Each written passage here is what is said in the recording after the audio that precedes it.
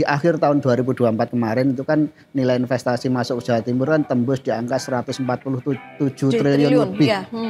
Itu kalau kita bandingkan 5 tahun ke belakang, tahun 2019 itu masih di angka 58 triliun. Jadi peningkatannya hampir 250%. Ya, tetapi investasi ini bisa menggerakkan ekonomi masyarakat. Bahwa perizinan itu bukan hanya kewajiban, tapi ini perlu.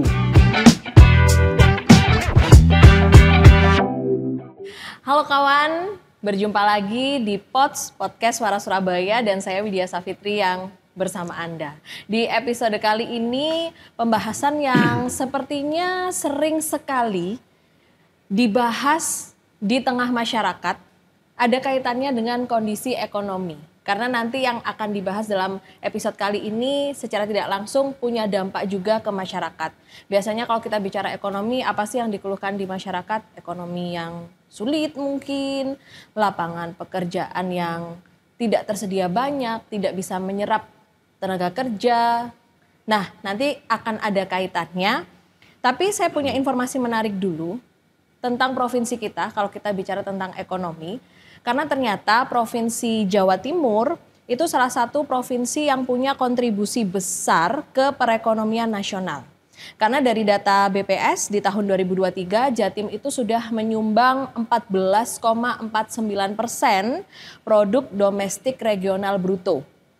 Dan itu dari sektor pengolahan, perdagangan, dan juga pertanian ya yang menjadi tulang punggung di Jawa Timur. Tapi ternyata ini saja masih harus didukung dengan salah satu yang menjadi kunci utama, yaitu masuknya investasi ke Jawa Timur. Karena kalau kita bicara investasi itu bukan hanya modal, tapi juga bisa membuka lapangan kerja, menggerakkan UMKM lokal, dan juga meningkatkan kualitas infrastruktur dan juga daya saing daerah.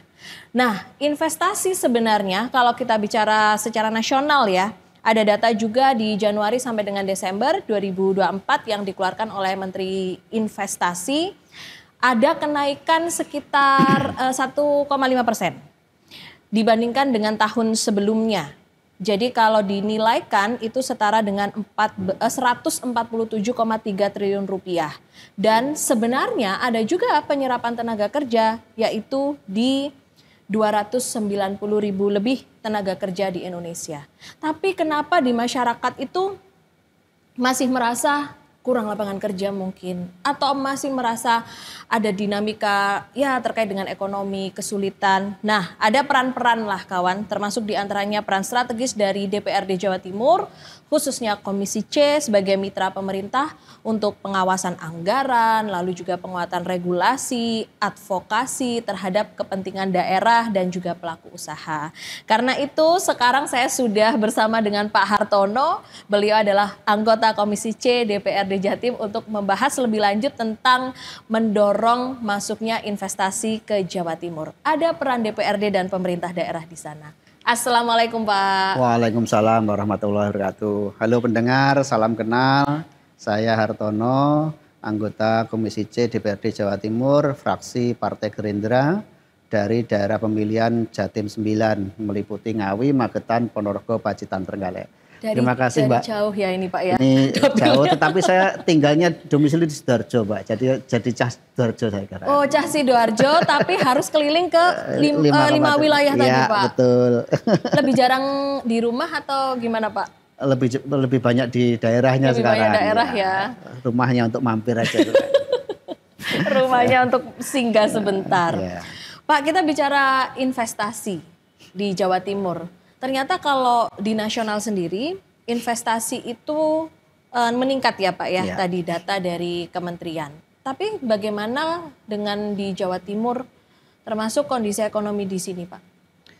Ya, jadi saya pertama mengapresiasi pemerintah Provinsi Jawa Timur yang setiap tahun nilai investasi ke Jawa Timur naik signifikan. Tadi memberikan gambaran di akhir tahun 2024 kemarin itu kan nilai investasi masuk Jawa Timur kan tembus di angka 147 triliun lebih. Ya. Itu kalau kita bandingkan 5 tahun ke belakang, tahun 2019 itu masih di angka 58 triliun. Jadi peningkatannya hampir 250%. Nah, tetapi tetap kita mendorong untuk jangan berhenti, terus ditingkatkan karena memang potensi Jawa Timur ini luar biasa. Jawa Timur ini berperan mendorong 20 provinsi lainnya di wilayah Indonesia Timur. Jadi kalau masyarakat Jawa Timur nanti investasinya semakin meningkat, tentu juga akan berdampak ke wilayah Indonesia Timur yang lain. Apalagi sekarang tagline-nya Jawa Timur kan gerbang baru Nusantara ya. Nah, ini betul-betul jangan hanya tagline saja, tapi betul-betul bisa menjadi gerbang baru menuju Nusantara. Jadi memang peran Jatim sejak dulu ya Pak ya, kaitannya dengan ekonomi itu sangat punya imbas yang luar biasa ke Indonesia Timur, sampai sekarang pun itu tidak tergantikan ya Pak. Meskipun kondisi ekonomi luar biasa ya Pak ya saat ini memang ekonomi secara makro memang naik turun ya, tapi alhamdulillah Jawa Timur selalu tumbuh meskipun kita sempat menghadapi Covid dan sebagainya. Sekarang ada masa efisiensi, tapi alhamdulillah investasi masuk Jawa Timur terus tumbuh. Tadi ada beberapa sektor memang yang menjadi tulang punggung ekonominya Jawa Timur ya Pak untuk investasi. Tapi sebenarnya magnetnya apa sih Pak selama ini kalau kita bicara investasi di Jatim? Kalau investasi kan pasti perlu yang pertama pasti industrialisasi, itu yang pertama. Tetapi tidak kalah pentingnya adalah yang berkaitan dengan pertanian, peternakan, karena itu kultur kita kan di Jawa Timur kan ke pertanian dan peternakan itu. Jadi industrialisasi pun kita harapkan nanti juga menyasar sektor-sektor pertanian dan peternakan. Kalau industri itu kan lebih banyak bergerak di kota. Padahal kita wilayahnya ada di 38 kabupaten kota yang di sana juga punya potensi. Karena itu sebenarnya begini, kita berharap menjadi pemimpin Jawa Timur baik di kabupaten dan kota-kota itu harus punya jiwa-jiwa marketing yang luar biasa. Karena mungkin di saya menghindari apakah daerah itu berpotensi atau tidak berpotensi. Semua daerah menurut saya berpotensi, hanya potensinya yang berbeda. Mungkin kalau ada investasi tentang industri, kalau dibawa ke Pacitan ya kurang pas lah, ya. Tapi kalau dibawa ke kota-kota Gresik, Sidoarjo, itu pas. Tapi kalau kita bicara Pacitan, Ponorogo, saya yakin berkaitan dengan peternakan, pertanian itu potensinya tidak kalah besarnya gitu loh. Jadi saya berharap pemimpin-pemimpin Jawa Timur di provinsi maupun kabupaten kota itu bisa memetakan potensi masing-masing. Itu peran dari pemimpin daerah masing-masing ya Pak ya. Tapi Pak Hartono, yang ditemui dari kawan-kawan DPRD Jatim selama ini soal investasi gimana Pak? Kalau tadi kan disampaikan ya industrialisasi memang paling besar gitu. Tapi kita jangan lupakan pertanian, peternakan misalnya yang ada di Jatim. Itu apakah lebih seret atau gimana gitu Pak? Jadi begini. Kalau kita bilang investasi kan kalau kita kaitkan dengan saya kan dari Komisi C Mbak ya. Komisi C kan kita kaitannya masalah keuangan, ujung-ujungnya kita yang memonitor PAD Jawa Timur. Urusan investasi kan dampaknya tidak langsung terhadap PAD. Tetapi investasi ini bisa menggerakkan ekonomi masyarakat. Ketika ada investasi masuk di suatu wilayah maka ini akan menggerakkan. Satu, kita bicara infrastruktur pasti. Infrastruktur dengan adanya industri pasti kan infrastruktur diperbaiki di sana. Kemudian sektor UMKM juga akan tumbuh karena ada lapangan kerja, ada pendatang di sana, pasti akan tumbuh kegiatan ekonomi di sana juga gitu. Jadi investasi ini muaranya adalah bagaimana menggerakkan ekonomi masyarakat. Apakah yang peternakan pertanian tadi masih kurang gitu Pak? Peternakan dan pertanian selama ini kan kita masih fokus bagaimana menjadi peternak atau petani. Tapi kita mau membawa ini menjadi industri ternak dan industri pertanian. Tidak hanya sekedar menjadi petaninya, tapi bagaimana petani menjadi industri yang lebih mensejahterakan petani lagi. Kalau dulu kita hanya kalau bertani hanya sendiri maka akan mudah dipermainkan oleh tengkulak dan sebagainya. Tapi kalau ini sudah dimanage oleh pemerintah hadir di sana, misalkan dengan konsep sekarang kan Pak Prabowo kan lagi gencar masalah koperasi desa Merah Putih dan sebagainya. Kalau itu peran itu dilakukan di setiap wilayah kita, saya yakin pergerakan ekonomi akan lebih kuat lagi di sana. Ya. Jadi bukan hanya sekedar menjadi petani atau menjadi petani, tetapi menjadi industri pertanian, industri peternakan itu. Jadi bagaimana investasi itu bisa untuk mendorong ini Betul, ya Pak ya? Menguatkan lagi. Ya. Menguatkan munculnya industri pertanian peternakan, betul, bukan hanya lagi jadi istilahnya tukang gitu ya Pak ya? Ya betul. Jadi tukang. Tapi kendalanya apa sih Pak selama ini? Kalau kita bicara soal investor gitu yang ingin masuk, ingin tadi menguatkan lah industri di Jatim. Kalau secara umum ini terjadi di hampir semua wilayah ya. Yang dikeluhkan pasti masalah perizinan. Pertama itu pasti itu yang katanya sekarang udah efisien apa? Nyatanya yang masih gitu, terdengar seperti itu. Jadi masih banyak terdengar. Tetapi memang langkah yang dilakukan pemerintah itu sudah luar biasa. Di pemerintah pusat sudah ada OSS, online single submission itu ya. Kemudian di Jawa Timur yang tidak di cover oleh OSS, kita sudah ada JOS, Jatim Online Single Submission ya. Itu dengan adanya JOS maupun OSS ini proses perizinan jauh lebih simpel. Tapi sekali lagi ini perlu dikuatkan lagi sosialisasinya.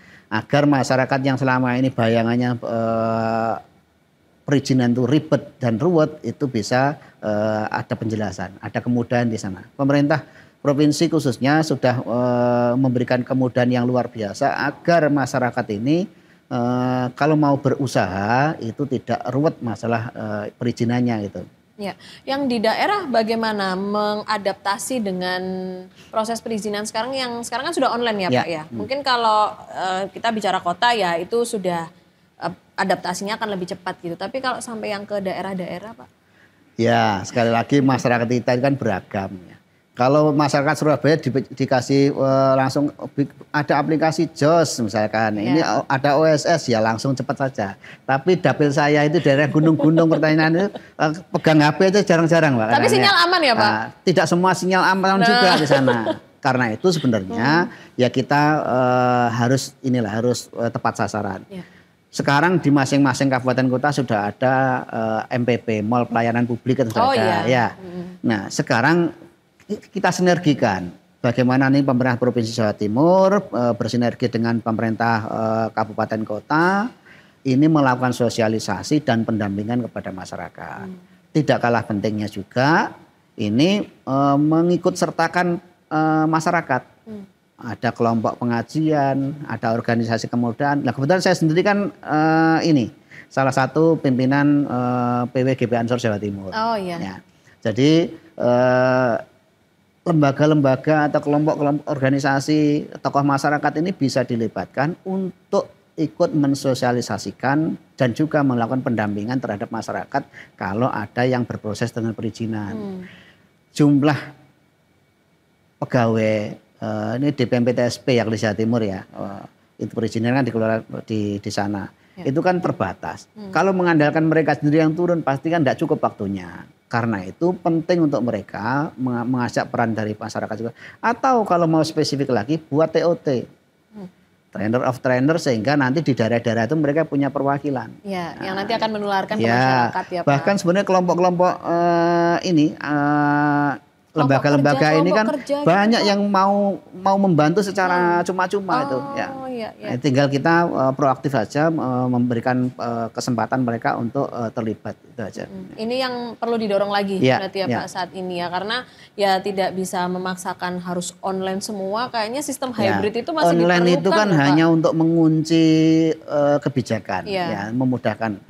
Tetapi bagaimana nanti masyarakat menjalankan ini agar tidak harus jauh-jauh datang ke Surabaya, ya mereka bisa online. Tetapi bagaimana menggunakan JOS atau OSS ini tidak semua masyarakat bisa. Ini perlu pendampingan. Nah ini yang pendampingan ini yang penting untuk dilakukan. Kalau itu dari sisi perizinannya ya Pak, masyarakat bisa beradaptasi dengan teknologi yang sudah disediakan pemerintah. Nah kembali lagi ke wilayah Pak tadi, masyarakat beragam, wilayahnya juga macam-macam di Jawa Timur.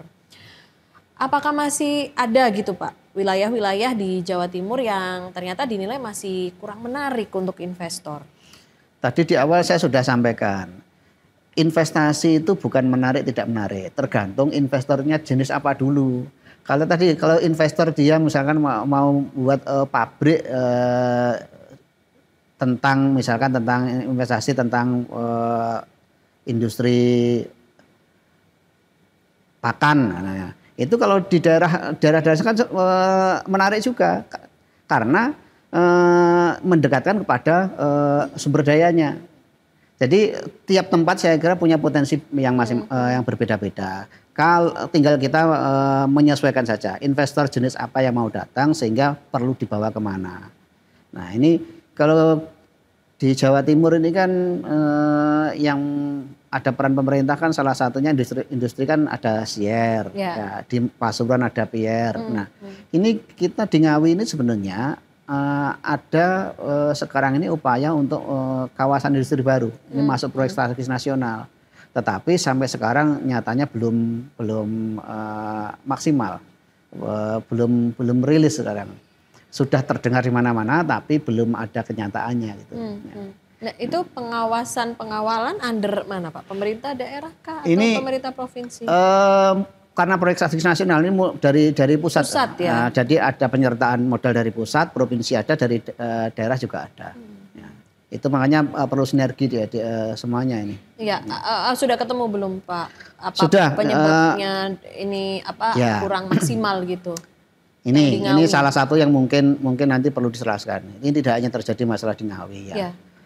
Perlunya penyelarasan regulasi antara di kabupaten, provinsi maupun di pusat. Ya.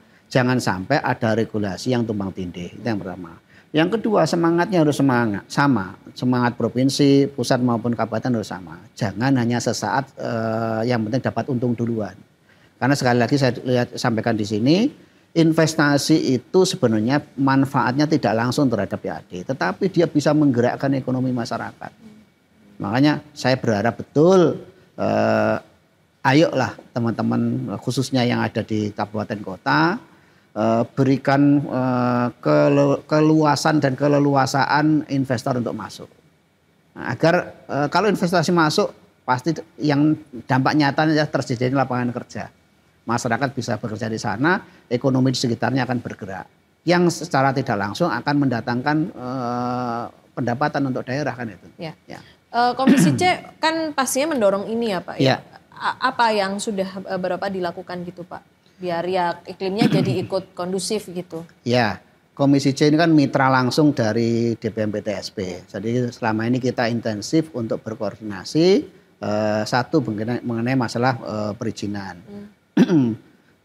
Pemerintah pusat sudah periode kemarin, periodenya Pak Jokowi itu kan sudah membuat yang namanya Undang-Undang Cipta Kerja yang mereduksi aturan dari sekian banyak diringkas menjadi satu undang-undang. Nah, itu pun harus diikuti oleh perda-perda yang ada di provinsi. Nah, diantaranya tahun ini di pemerintah Provinsi Jawa Timur itu ada beberapa kurang lebih 9 perda berkaitan dengan BUMD. Untuk salah satunya untuk menyesuaikan apa yang sudah perubahan yang terjadi di Undang-Undang Cipta Kerja itu. Di antaranya ini kemarin kita sudah membuat perubahan perda perseroda untuk beberapa BUMD. Di antaranya ada bank UMKM yang dulu sekarang menjadi Bank Perekonomian Rakyat. Dan ada masih antri ini perda nanti untuk PJU, untuk PWU, untuk JGU. Ini kita sedang tata kurang lebih ada 9 perda yang kita godok di DPR Jawa Timur berkaitan dengan BUMD. Ya. Itu untuk seluruh daerah ya nantinya Pak? Iya, untuk semua. Perda ini akan berlaku untuk semua daerah. 9 perda ditargetkan selesai tahun ini. Tahun ini harus selesai Pak. Ya. Dan itu yang semua pembahasnya dari Komisi C itu. Totalnya kita ada saya kebetulan selain di Komisi C ada di Bapemperda, Badan Pembuatan Perda. Di tahun ini itu ada kita usulan 22 perda.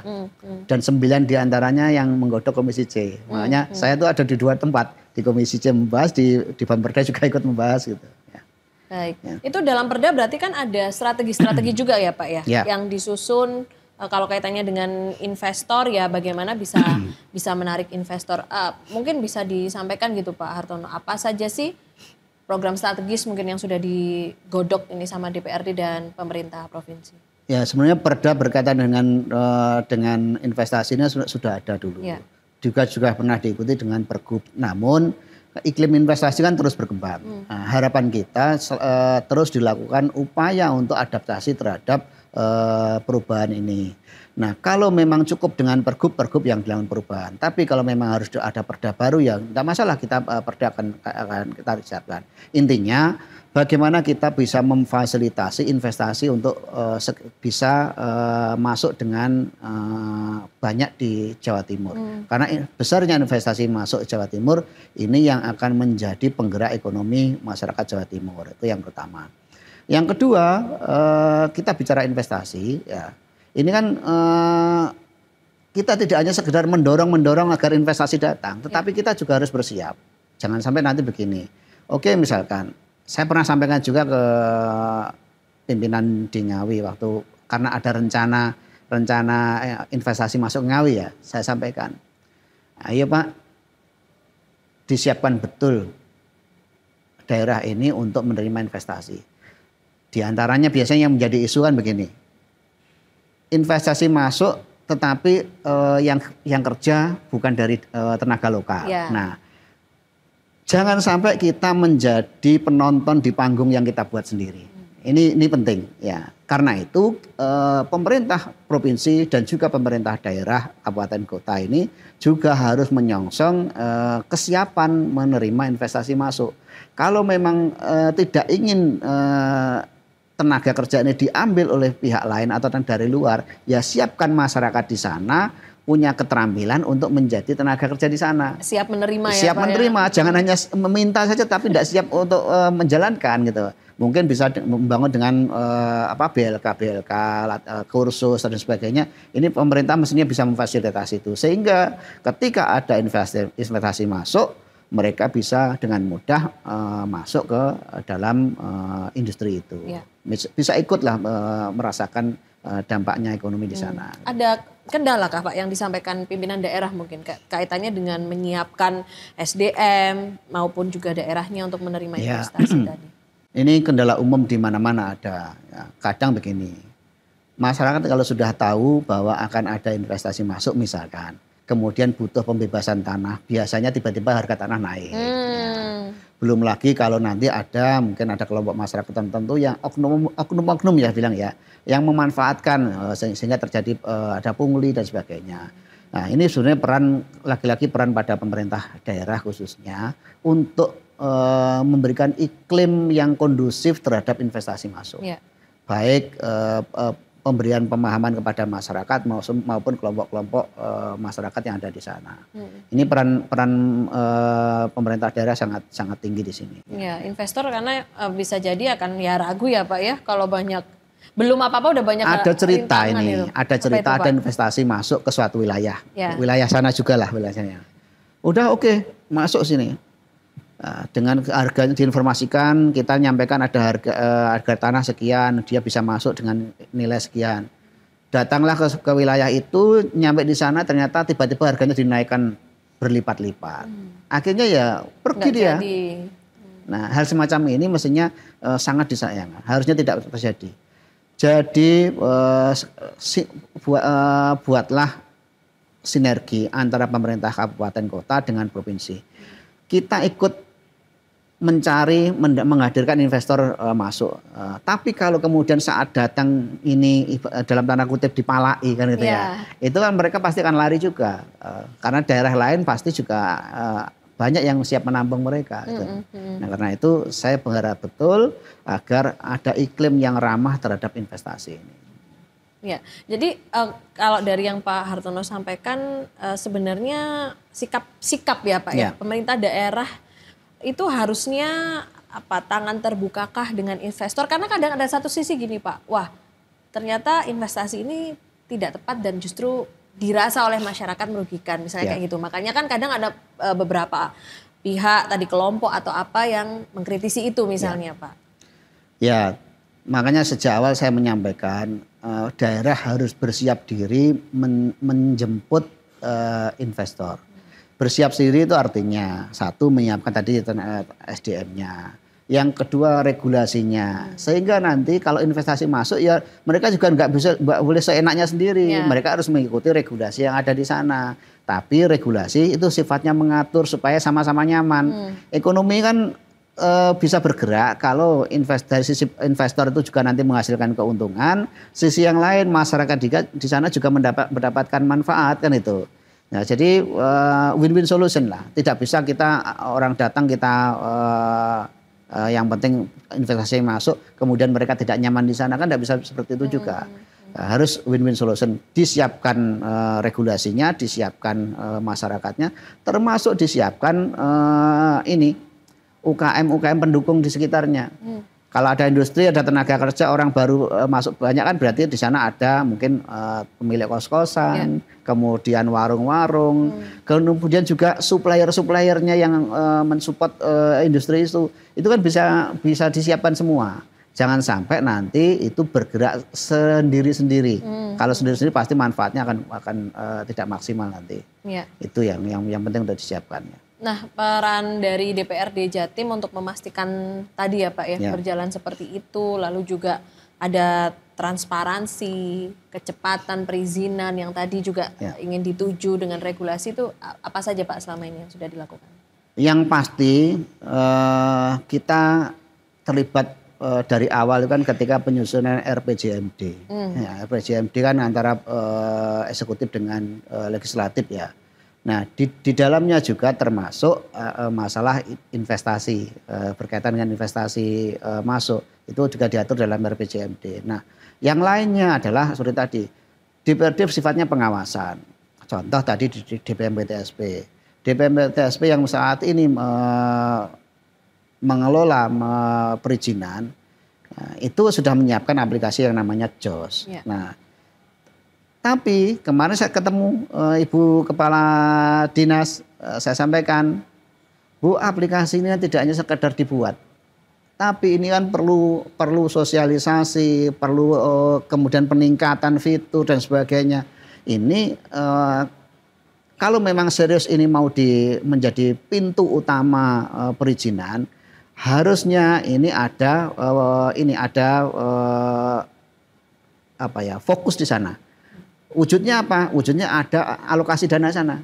Kalau nggak ada alokasi dana bagaimana ini bisa berjalan kan gitu. Oh nggak masuk awalnya gitu Pak? Nah kita lihat alokasi di sana kecil gitu loh. Jadi contohnya aplikasi dia sama aja ini aset ya, aset tak berwujud ya. Itu kan juga perlu maintenance dan sebagainya.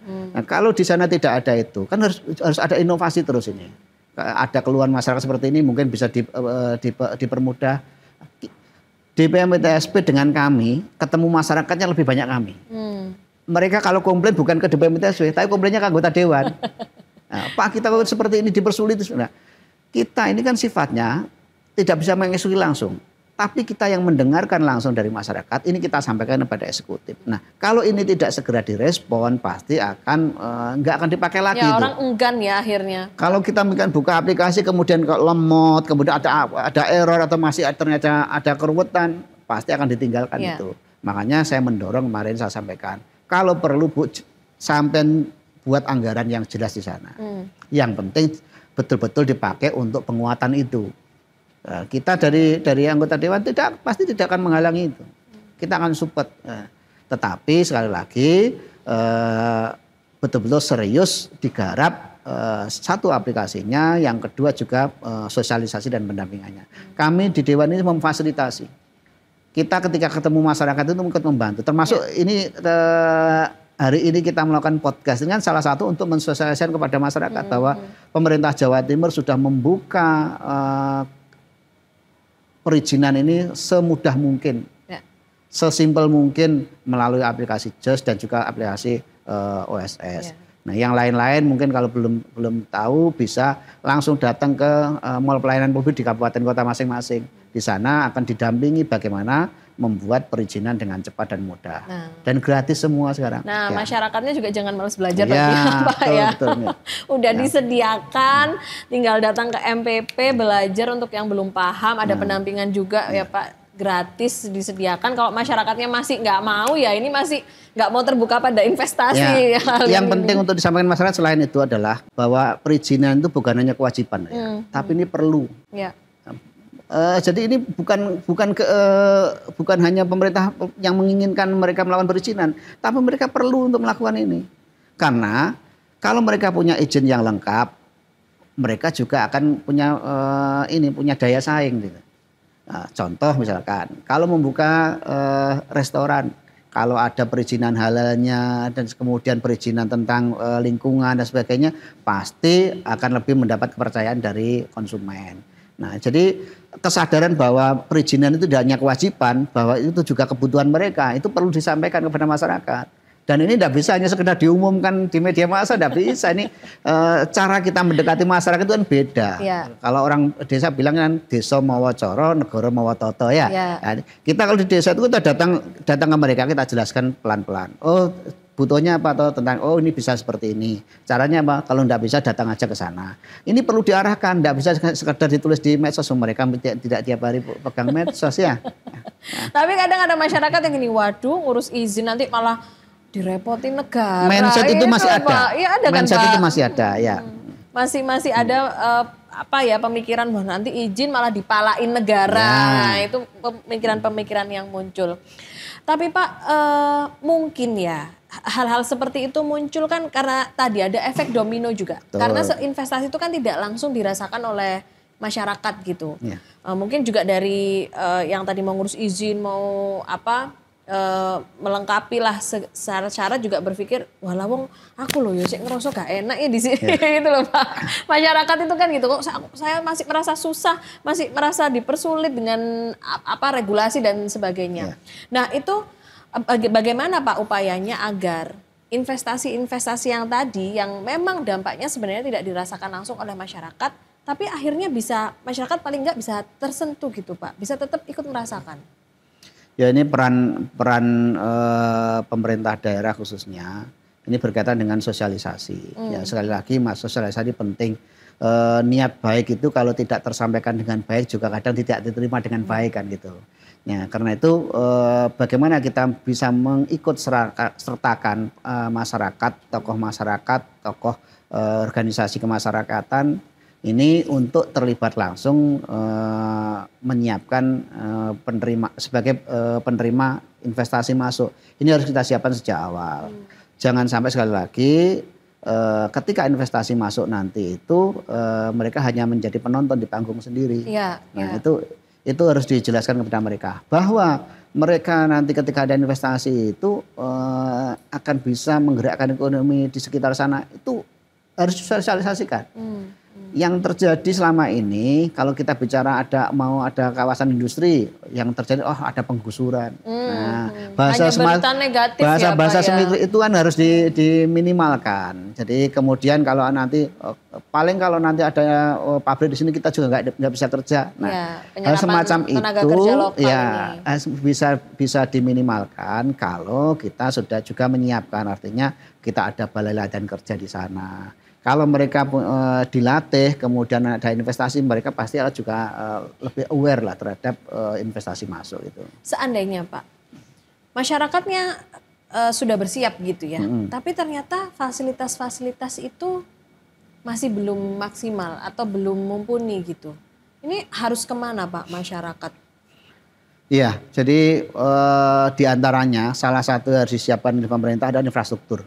Ya, kita tidak mungkin membuka suatu lokasi industri kalau infrastrukturnya tidak mendukung. Nah, selama ini kan kenapa kok daerah seperti wilayah saya Ngawi, kemudian daerah wilayah barat ini sekarang itu menjadi ramai, menjadi tujuan investasi. Karena sekarang ada tol. Investasi masuk dengan mudah ke sana. Selama ada infrastruktur yang baik, pasti investasi akan masuk ke sana. Ini akan beda kasusnya kalau di wilayah misalnya Ponorogo, Trenggalek, Pacitan, itu akan berbeda. saat ini daya saingnya untuk kabupaten-kabupaten yang dilewati tol atau mudah aksesnya ke tol itu pasti akan lebih tinggi nilai tawarnya. Karena infrastruktur ini menjadi peran penting pada hadirnya investasi. Yang kedua adalah support sumber daya. Misalkan kalau ada industri tentang pakan ternak misalkan, berarti di sekitarnya kira-kira sumber dayanya, bahannya itu mudah nggak didapatkan dari sana. Nah, kalau misalkan di Surabaya membangun pakan ternak, sumber dayanya kan pasti datangkan lagi dari daerah-daerah kan.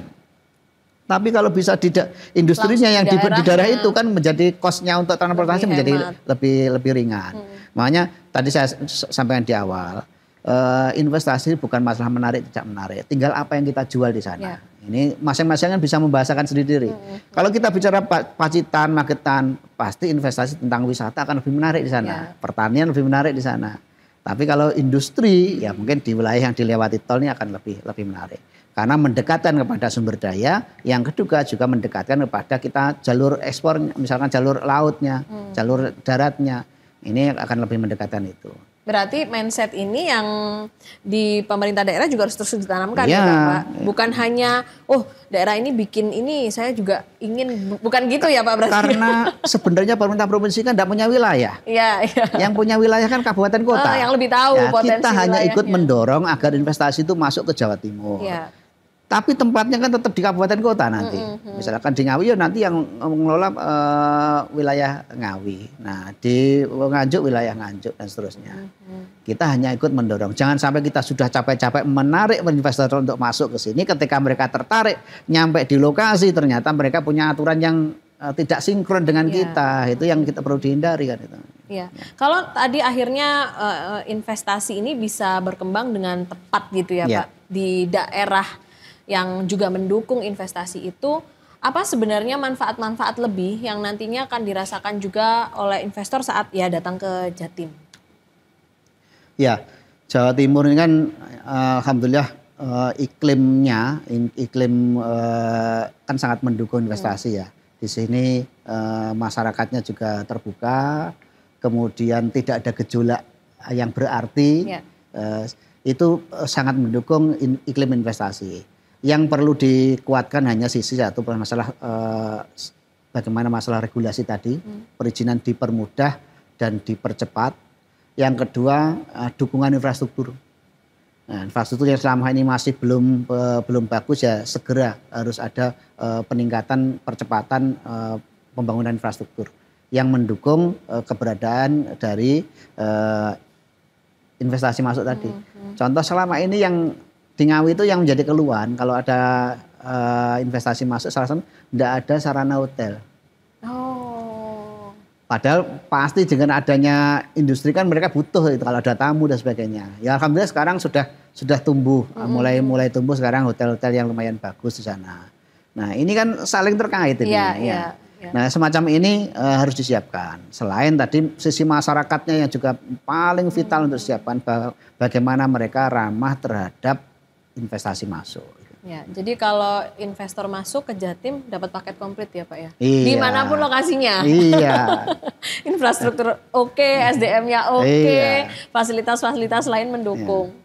Nah Pak Hartono mewakili Komisi C DPRD Jatim, ini kan tadi kita juga sudah banyak menyoroti ya Pak kalau investasi ini runtutannya kemana sih gitu. Tapi apa Pak pesan yang ingin sekali lagi ditekankan, baik itu untuk investor, untuk masyarakat, bahkan untuk pemerintah sendiri agar investasi di Jatim ini terus tumbuh meskipun sebenarnya naik, tapi kan pertumbuhan harus tetap didorong. Ya, saya ingin mendorong pemerintah provinsi, kemudian dari eksekutif, legislatif maupun pemerintah daerah, ayo bersinergi, berkolaborasi untuk satu menselaraskan masalah perizinan, yang kedua menyiapkan infrastruktur, juga menyiapkan pendukung investasi masuk di masing-masing wilayah agar investasi ini bisa berdatangan ke Jawa Timur dan membawa manfaat pergerakan ekonomi di Jawa Timur yang secara tidak langsung akan meningkatkan PAD Jawa Timur. Dan juga saya berharap investor ayo datang ke Jawa Timur. Sudah dipermudah sudah dipermudah sarana untuk berinvestasi di Jawa Timur. Silahkan berbondong-bondong ke Jawa Timur, kita akan tumbuh bersama. Investor untung, masyarakat juga untung. Investor senang, kita pun juga nyaman. Nah, gitu ya. Ini yang harusnya memang dikondisikan ya Pak ya, seperti itu untuk wilayah Jawa Timur karena sudah punya hasil yang baik, maka seharusnya akan bisa bertambah baik. Itu perlu keterlibatan pemerintah daerah, lalu juga masyarakatnya sendiri agar bisa menarik investasi datang ke wilayah kita.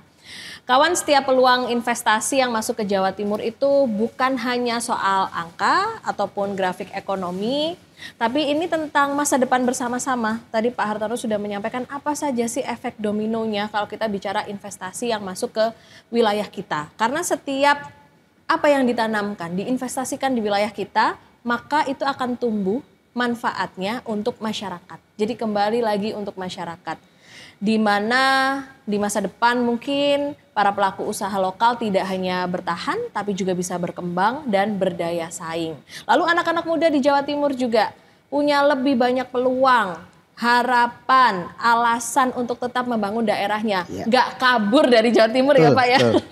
Nggak kabur dari Jawa Timur. Jadi kalau kita bisa membuat daerah kita maju dan nyaman ya kenapa tidak gitu ya Pak Hartono. Saya terima kasih Pak Hartono untuk obrolannya di episode Podcast Suara Surabaya kali ini bersama dengan Pak Hartono dari anggota Komisi C DPRD Jawa Timur. Semoga tadi apa yang direncanakan dan dikerjakan kawan-kawan Komisi C bisa segera terwujud tentang perda ya Pak ya. Perda yang dibahas dan ini ada kaitannya juga untuk iklim investasi tadi diantaranya BUMDes. Nah semoga kedepannya perekonomian akan terus membaik. Amin. Baik, terima kasih sekali lagi Pak Hartono. Saya Widya Safitri mengakhiri untuk episode Podcast Suara Surabaya Pods kali ini.